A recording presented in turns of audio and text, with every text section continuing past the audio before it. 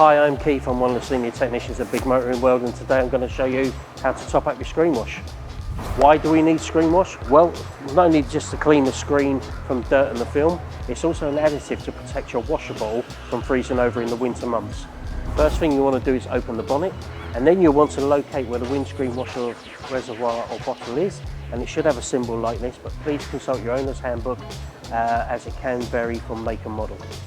Some equipment you might require, and one is the actual screen wash itself. Please consult your owner's handbook because some will come fully concentrated. You may require water as well to be added into that. Please read the warning labels as well. You may require a funnel to top up with, and you may require a piece of cloth in case there's any spillages, especially on the bodywork, which you may have to clean up.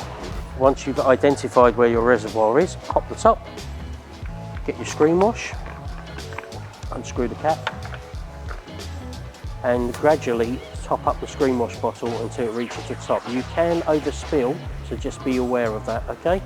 Once you have performed that task, carry out a function by pulling the screen wash stalk towards you, and hopefully you'll have a nice clean screen. And that's how you top up your screen wash.